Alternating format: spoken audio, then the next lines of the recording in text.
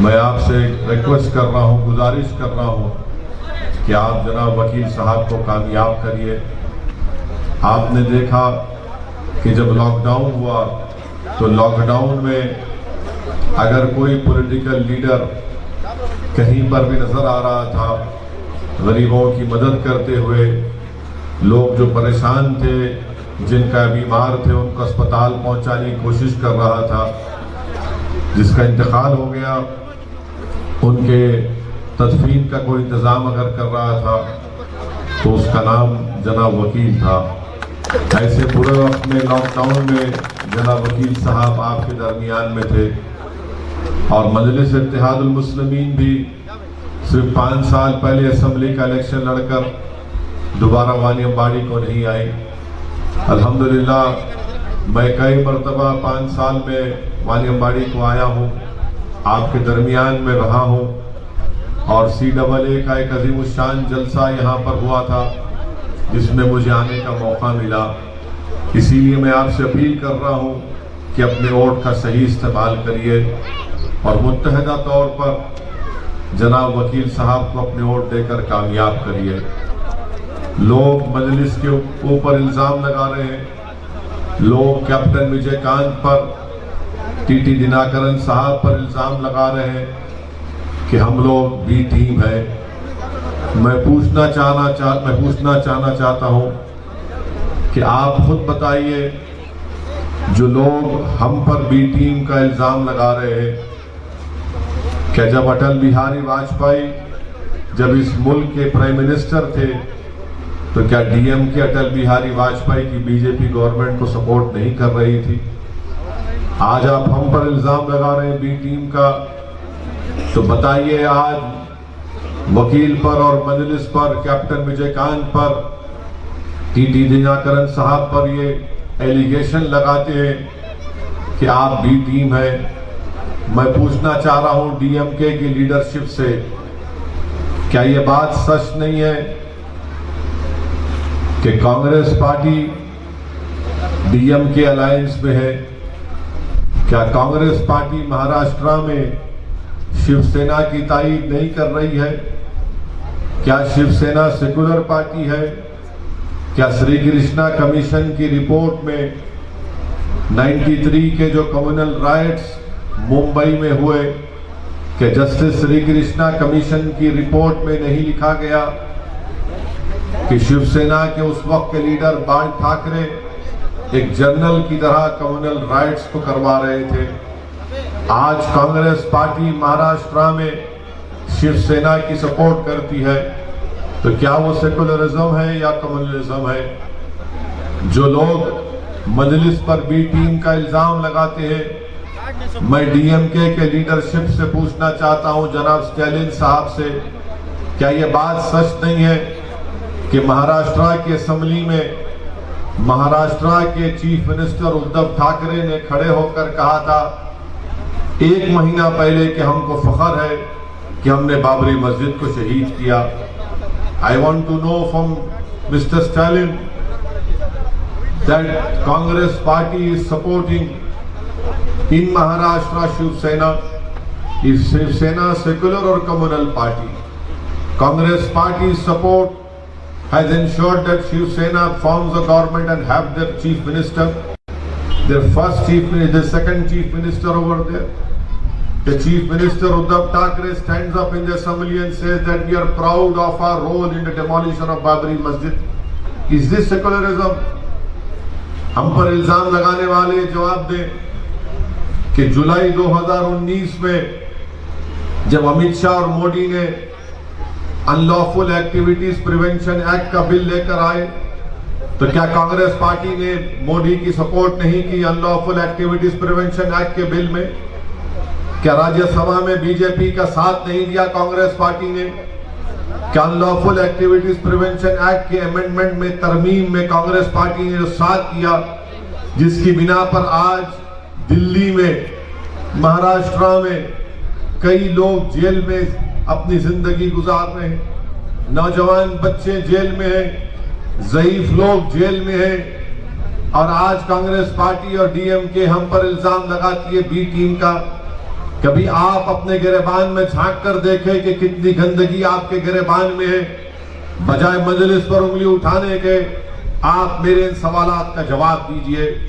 तीसरी बात, मैं वानी अम्बाड़ी के अक़लियतों को, माइनॉरिटीज को बताना चाहता हूं कि इनके डीएमके पार्टी में जो माइनॉरिटीज है उनकी कोई इज्जत नहीं है, 2 पैसे की उनकी इज्जत नहीं है। मैं खुद उसका मैं देख चुका हूं।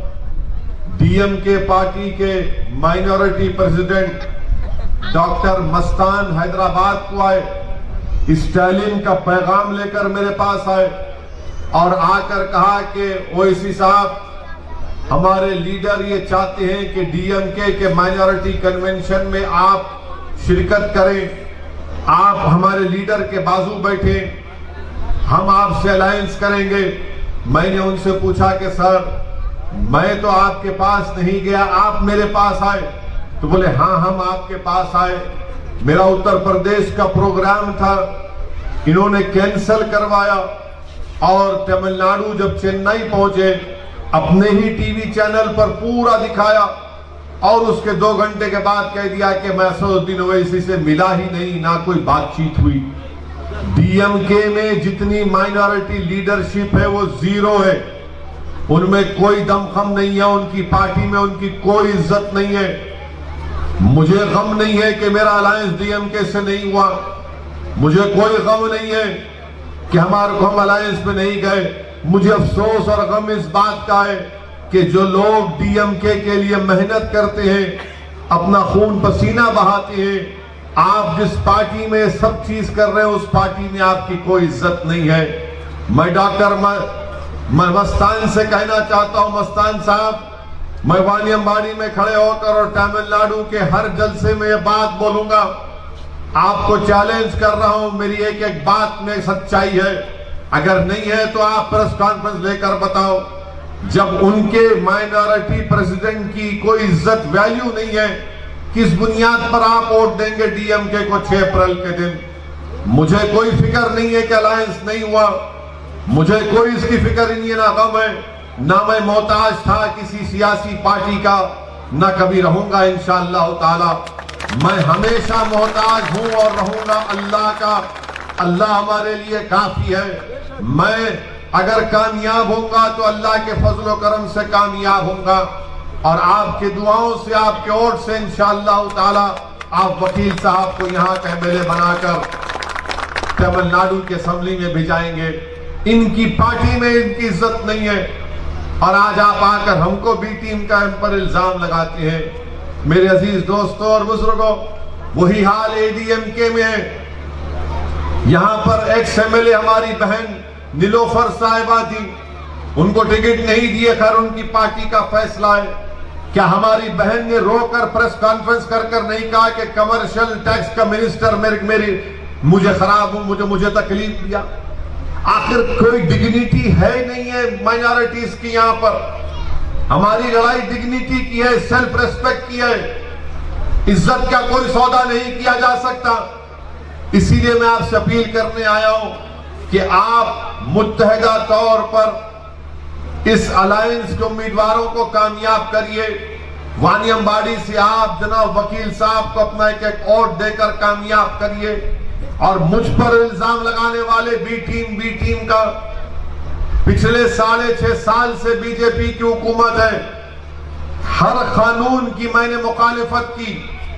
ट्रिपल तलाक का कानून आया, जब पहली मर्तबा 2014 में ट्रिपल तलाक का कानून आया तो क्या यह कांग्रेस पार्टी ने सपोर्ट नहीं किया था? बाद में 2019 में आया तो कांग्रेस पार्टी ने अपना पोजीशन बदल दिया। यूएपीए का कानून आया, मैंने मुखालिफत की। आरटीआई का कानून आया, हमने बीजेपी का पोस्ट किया। CAA का कानून आया तो सारी दुनिया ने देखा कि मजलिस इत्तेहादुल मुस्लिमीन ने नरेंद्र मोदी और एनडीए के 300 से ज्यादा एमपीज के सामने मैंने खड़े होकर यह कहा कि CAA का कानून भारत के कॉन्स्टिट्यूशन के खिलाफ है। वो कॉन्स्टिट्यूशन जिसको बाबा साहेब अम्बेडकर ने बनाया उसके खिलाफ है और मैंने बीजेपी के 300 एमपीज के सामने उस कानून को फाड़ कर कहा यह काला कानून है, उसको नहीं मानते। आप बताइए कि हर चीज में हम बीजेपी की मुखालिफत करते हैं, तो आखिर इनको गुस्सा क्या है? इनको गुस्सा यह है कि मजलिस इत्तेहादुल मुस्लिमीन कैसे इलेक्शन लड़ती है, मजलिस क्यों हमारे सामने खड़े होती है। ये चाहते हैं कि हम इलेक्शन ना लड़े, बल्कि मजलिस के खिलाफ इल्जाम लगाकर पैगाम आपको दे रहे हैं कि तुम कभी हमारे खिलाफ नहीं लड़ना, तुम्हारा काम हमारी गुलामी है, तुम्हारा काम यह है कि तुम अपनी आंखों को नीचे रखकर जैसा हम हुक्म दे तुम उस तरह से अपनी जिंदगी गुजारो। मैं आपसे कह रहा हूं मेरे अजीज दोस्तों, यहां से हम इलेक्शन लड़ रहे हैं, यहां से मैं हमारा कैंडिडेट वकील है, ये लड़ाई यकीनन हमारी पार्टी की, हमारे उम्मीदवार की है, यकीनन ये लड़ाई हमारी पार्टी की, हमारे अलायंस की लड़ाई है। मगर याद रखिए ये लड़ाई मुस्तकबिल की लड़ाई है। मुस्तकबिल की लड़ाई इसलिए कि कोई जिंदगी का भरोसा नहीं, कल आज मैं हूं कल नहीं रहूंगा, मगर मेरी कोशिश ये कि मेरी इस दुनिया से चले जाने के बाद भी आपकी आवाज, आपकी सियासी ताकत बरकरार रहे। और उस काम के लिए आपसे अपील करने आया हूं कि 6 तारीख के दिन आप अपना एक वोट जनाब वकील साहब के अपने इस्तेमाल करें। याद रखिए बगैर पॉलिटिकल आवाज के, बगैर पॉलिटिकल लीडरशिप के आपको कोई नहीं पूछने वाला है। आपसे मैं अपील कर रहा हूं कि डर की बुनियाद पर नहीं, डर की बुनियाद पर वकील को वोट मत दीजिए, किसी पार्टी को वोट मत दीजिए। उम्मीद की बुनियाद पर पूरे पुरुम्मीद होकर आप अपना एक वोट जनाब वकील साहब को दीजिए। हमारी लड़ाई हिस्सेदारी की लड़ाई है, हमारी लड़ाई हमारी डिग्निटी की लड़ाई है, हमारे रेस्पेक्ट की लड़ाई है। इस पर कोई किस्म से कॉम्प्रोमाइज नहीं किया जा सकता। मेरे अजीज दोस्तों और बुजुर्गों, ये एडीएमके पार्टी है, बीजेपी के साथ है। आपके चीफ मिनिस्टर नरेंद्र मोदी के गोद में बैठकर चाय पीते हैं और तमिल अवाम के जज्बात की बात करते हैं। मैं नरेंद्र मोदी गवर्नमेंट को कंडेम करता हूं। I criticise and condemn the decision taken by Narendra Modi government in abstaining from the UNHRC resolution. They should have completely supported that resolution which was moved against the Sri Lankan government which committed atrocities on Sri Lankan Tamils. ये नरेंद्र मोदी की हुकूमत ने आज resolution में abstain हो गए। क्यों abstain हुए? इसलिए एब्स्टेन हुए कि ईस्टर्न टर्मिनल का कॉन्ट्रैक्ट नरेंद्र मोदी के चाहने वाले को मिल रहा है।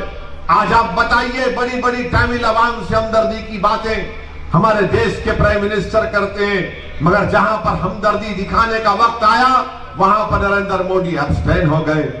मेरे अजीज दोस्तों और बुजुर्गों, हर महाज पर बीजेपी एडीएमके की गवर्नमेंट नाकाम साबित हो रही है। आप जब 6 तारीख को वोट डालने जाएंगे तो मेरी आपसे गुजारिश है कि अपने गैस के सिलेंडर को देखिए, उसकी कीमत कितनी बढ़ चुकी है। पेट्रोल 100 रुपये हो चुका है, डीजल करीब 90 रुपये हो चुका है, और नरेंद्र मोदी कह रहे हैं कि सबका साथ, सबका विकास, सबका विश्वास। कोई देश में कोई पॉलिसी नहीं है, महंगाई बढ़ते जा रही है, बीजेपी के पास कोई प्रोग्राम नहीं है। एडीएमके और बीजेपी मिलकर तमिलनाडु में हिंदुत्व को प्रमोट करना चाहती है, और अगर कोई बीजेपी को, एडीएमके को सही पॉलिटिकल तरीके से कोई उनका मुकाबला कर सकता है तो वो दिनाकरन के अलायंस और उसकी तमाम पार्टीज कर सकते हैं।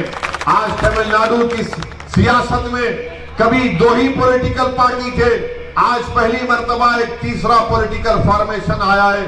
मेरी आपसे गुजारिश है कि आप इस पॉलिटिकल फॉर्मेशन का साथ कीजिए, आप आगे बढ़िए, बेखौफ होकर अपने वोट का इस्तेमाल करिए। अरे जो हमको बी टीम की बात कर रहे, क्या पार्लियामेंट इलेक्शन में हम किसका सपोर्ट कर रहे थे? बाई इलेक्शन हुआ था, किसका सपोर्ट कर रहे थे? जब हम अच्छे थे, दूध के धुले हुए थे, जब तुम्हारे मुंह में गुलाब जामुन पड़ गया तो बुरे हो गए। ये क्या बात है? आपके साथ रहे तो अच्छे, आपके मुखालिफत में आ गए तो बुरे हो गए। मकसद क्या है कि तुम हमारी गुलामी करो, तुम्हारे को कोई अख्तियार नहीं है कि हमारे सामने खड़े होकर कौन है वकील। ये मेरे अजीज दोस्तों और बुजुर्गों, ये इनकी हिपोक्रेसी है, ये इनकी मुफाद परस्ती है, इनका अपॉर्चुनिज्म है। इसीलिए हम आपसे कह रहे हैं कि आपको अपनी पार्टी के कैंडिडेट को कामयाब करना है। आज मुस्लिम माइनॉरिटी का पॉपुलेशन तमिलनाडु में 6-7% के दरमियान में। मेरे सवाल का जवाब दो डीएमके वालों, क्या बात है कि 6-7% पॉपुलेशन है और 11% जेलों में मुस्लिम माइनॉरिटी का जिम्मेदार कौन है? 11% है। आप बताइए इसका जिम्मेदार कौन है? वानियम्बाड़ी में बच्चों का स्कूल नहीं है, 6-6 किलोमीटर दूर जाना पड़ता स्कूल के लिए। वानियम्बाड़ी में पीने का पानी नहीं है। कहां गया पीने का पानी? क्यों नहीं लेकर आते आप पीने का पानी? कोई उसका इंतजाम नहीं कर सकते।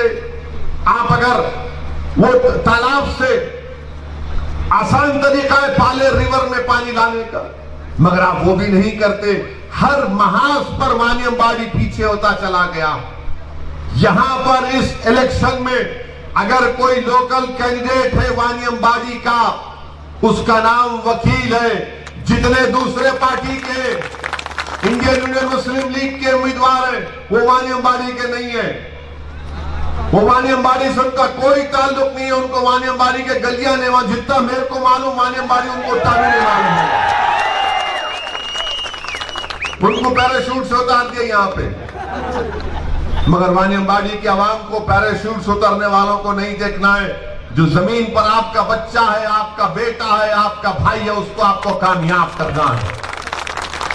हमको बताना ये दोनों पार्टियों को, डीएमके को, ये लोग ये समझते कि खाली म्यूजिकल चेयर है, 5 साल तू बैठ, 5 साल मैं बैठता हूं, 5 years you sit, 5 years I will sit। पर नहीं बैठने वाले, कुर्सी हम खींचेंगे, दोनों को नीचे गिराएंगे। अगर आप मुत्तहिद हो जाएंगे तो यकीन मानिए तमिलनाडु की पॉलिटिक्स में एक अर्थक्वेक आ जाएगा इंशाअल्लाह। तमिलनाडु की पॉलिटिक्स में एक अर्थक्वेक आ जाएगा, जलजला आ जाएगा, बशर्ते कि हम तमाम मुत्तहिद होकर, हमारे कैप्टन विजयकांत के तमाम चाहने वाले, टीटी दिनाकरन के चाहने वाले, जितनी अलायंस पार्टी सब एक होकर, यूनाइट होकर यहां से वकील साहब को आप कामयाब करेंगे तो तमिलनाडु की पॉलिटिक्स में एक जलजला आ जाएगा, अर्थक्वेक आ जाएगा। और मुझे यकीन है कि इंशाअल्लाह ताला वो दिन आने वाला है। गुरूर और तकब्बुर करने वालों के दिन ज्यादा नहीं चलने वाले हैं। गुरूर और तकब्बुर के भरोसे पर जीने वालों के ज्यादा दिन खत्म होने वाले ज्यादा दिन नहीं चल सकते। इनको गुरूर और तकब्बुर है कि कोई नहीं हमारे सिवा। डराते हमको कि तुम हमको छोड़कर कहां जाओगे, हमको छोड़कर किसको वोट दोगे। कल तक डराते थे आपको, आज आपके दरमियान में सदुद्दीन ओवैसी आकर आपसे भीख मांग रहा है आपके इत्तेहाद की, आप मुत्तहिद होकर अपने वोट का इस्तेमाल करिए। कल तक डराते थे कि कोई आपके पास पॉलिटिकल अल्टरनेटिव नहीं है, आज आपके पास एक क्रेडिबल पॉलिटिकल अल्टरनेटिव है। आपके पास दिनाकरन का चेहरा है, कैप्टन विजयकांत का चेहरा है, दूसरे पार्टीज आपके सामने। मेरी आपसे दरमंदाना अपील है कि अपने वोट का सही इस्तेमाल करिए और यहां से 6 तारीख को आपके वानियम्बाड़ी का बच्चा है, ये आपका बेटा है, ये सन ऑफ द साइल है, हमारा कैंडिडेट जनाब वकील साहब एक नौजवान है। आप इसको कामयाब करिए ताकि जब वो तमिलनाडु के असेंबली में जाएगा, जिस किसी का चीफ मिनिस्टर होगा वो उसकी आंख में आंख डालकर वानियम्बाड़ी के जस्टिस का मुतालबा करेगा, वानियम्बाड़ी की लड़ाई लड़ेगा, वानियम्बाड़ी के गरीबों की आवाज बनेगा। वो ये नहीं देखेगा कि कौन किस मजहब का है, कौन किस जात का है, वो वानियम्बाड़ी की आवाज बनेगा और आपके मसाइल को हल कराएगा। मैं आपसे फिर से अपील कर रहा हूं कि अपने वोट का इस्तेमाल करिए। इंडियन यूनियन मुस्लिम लीग के ताल्लुक से लोग मुझे बोलते हैं यहां पे मुस्लिम लीग का कैंडिडेट है। हाँ, मेरा पोजीशन ये है कि मैंने हमेशा कहा और आपसे वादा कर रहा हूं कि केरला में मैं कभी मजलिस इत्तेहादुल मुस्लिमीन को लेकर नहीं गया, ना कभी लेकर जाऊंगा इंशाअल्लाह ताला। हमको केरला नहीं जाना है। मैंने कहा कि आसाम में नहीं जाकर मजलिस को इलेक्शन लड़ूंगा। आसाम में बदरुद्दीन अजमल साहब वहां पर अपनी पार्टी को चला रहे हैं। मैं तो अल्लाह से दुआ भी करता हूं कि अल्लाह उनकी रियासत में उनको कामयाब कर दे। मगर यहां पर क्या मुस्लिम लीग में, आप बताओ, मैं मुस्लिम लीग के लोगों से तनकीद नहीं कर रहा, मैं उनसे पूछ रहा हूं कहां है आपके पास बनात वाला, कहां है आपके पास सुलेमान सेठ, कहां ये लोग बताओ, आपके पास कहां चले गए ये लोग? वो बनात वाला जिसकी तकरीर से पूरी पार्लियामेंट हिल जाती थी, वो सुलेमान सेठ जिसके दलाल पर कोर्ट को मानना पड़ता था, कहां गए लोग, कहां गए लोग बताओ आप? आज आप आकर हमको तनकीद कर रहे हैं। कसरुद्दीन ओवैसी पूरे इंडिया में जा रहे, जाना है पूरे इंडिया में। इंडिया में जाना जरूरी है क्योंकि गरीबों को, मजलूमों को, दलितों को, आदिवासियों को, मुसलमानों को हिम्मत दिलाना है कि डरना और घबराना नहीं है नरेंद्र मोदी आरएसएस से।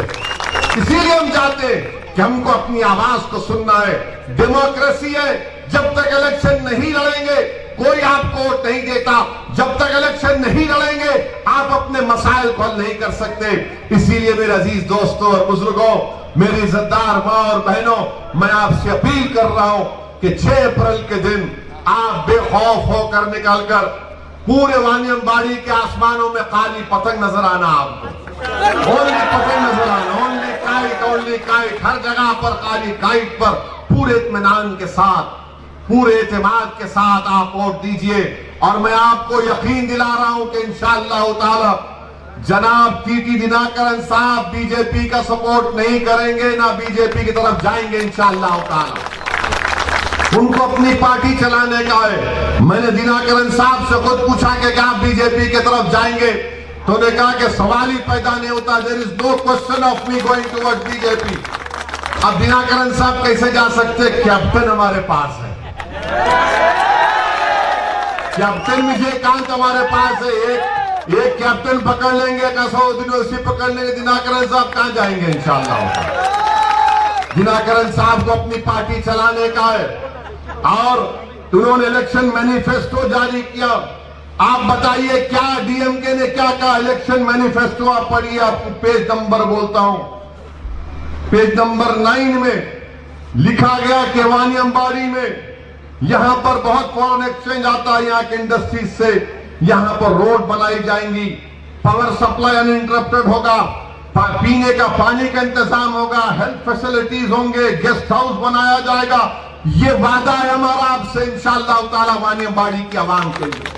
हमने वादा किया कि वो जो 40 मुसलमान जो लाइफ कॉन्विक्ट जेलों में सड़ रहे हैं, जिसको तमिलनाडु के चीफ मिनिस्टर ने एनजीआर के सेंटेनरी 100 साला सेलिब्रेशन में उन्होंने सबको छोड़ा, ये 41 मुस्लिम को नहीं, प्रिजनर्स को नहीं छोड़ा। हम वादा कर रहे हैं कि उनको छुड़ाया जाएगा। एएमके ने वादा किया कि मुसलमानों को 5% रिजर्वेशन होगा। बताइए क्यों नहीं मिलना चाहिए? सब चीजें कही गई हैं। अब डीएमके क्या कहती है मालूम आपको? डीएमके कहती है अपने मैनिफेस्टो में कि अगर आप पूरे देश के मंदिरों में जाएंगे तो पैसे देंगे आपको। ये पेरियार की सरजमीन है, अन्नादुराई की सरजमीन है, क्या हो रहा है यहां पर? इस पर कोई जवाब नहीं देते। मैं जब सवाल करता हूं, मेरी आपसे अपील है कि पूरे मुतमईन होकर एतमाद के साथ आप जनाब वकील साहब के हक में अपना वोट दीजिए। अपनी आवाज को तमिलनाडु के असेंबली में भिजाइए, अपने बेटे को तमिलनाडु के असेंबली में भिजाइए। वानियमबाड़ी से वानियमबाड़ी का ही शख्स तमिलनाडु के असेंबली में जाना चाहिए। एडीएमके को आपने 5 साल मौका दिया, उन्होंने कुछ नहीं किया। अब आपसे अपील कर रहा हूं कि आप जनाब वकील साहब के हक में वोट देकर उनको कामयाब करिए। शुक्रिया। वाखिर दावा।